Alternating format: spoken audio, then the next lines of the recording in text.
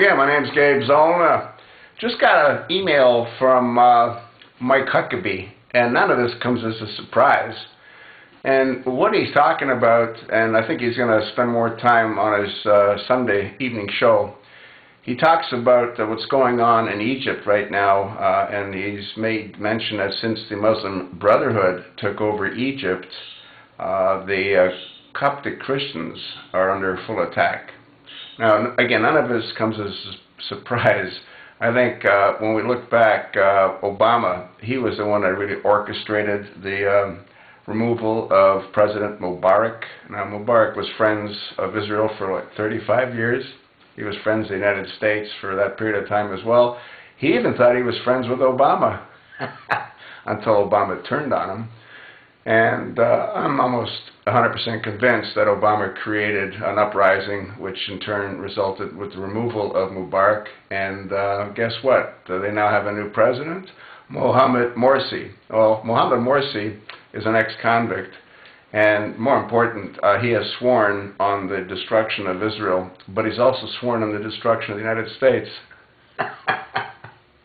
You sort of wonder why Obama would be giving him 20 F-16s and 200 Bradley fighting machines and another $450 million. 250 was given to him when the new Secretary of State, John Kerry, went to visit and break goat's eyes or whatever they break, when they die.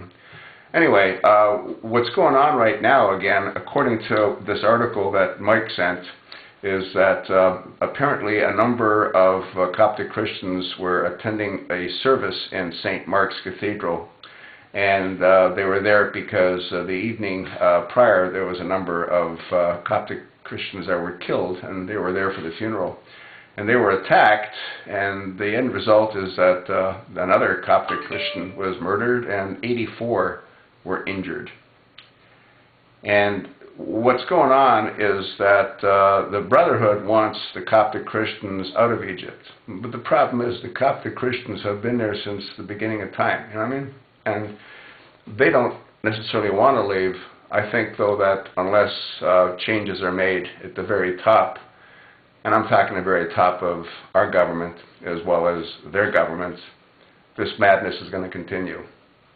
I have no doubt that Obama is a Sunni Muslim radical extremist Arab, and he is working feverishly to turn the entire Middle East over to the control of the Muslim Brotherhood, which would then again result in Sharia law being the law of the land. Now, once he's done that, what do you think is going to happen to the United States when we won't have any access to any oil? That's another reason I believe that he stopped the Keystone Pipeline. He wants to starve the United States of a commodity that they can't do without, and that's fuel.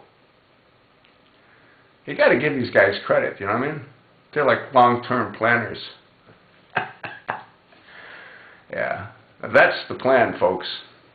And the same thing happened in Libya.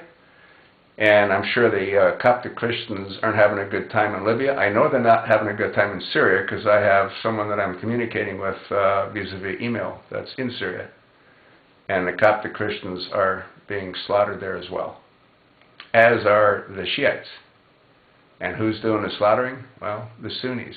Yeah, friends of Obama. It's amazing how Obama's even aligned himself with the radical extremists that are doing the slaughtering. He recognizes them as being the choice of the Syrian people, when in fact that's not the case. No different than what Obama's doing right now in Turkey and in Jordan. In Jordan, they've been training the rebels for the last year. You want to bet the same thing happened in Egypt prior to Mubarak's being removed from power? Yeah, they'll stop at nothing to achieve their objective, and the caliphate is the ultimate objective.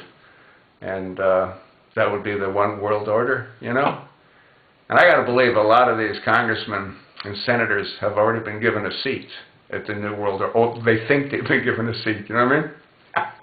Are they going to be in for a surprise? Yeah, I don't see anything like that in any communist country, do you?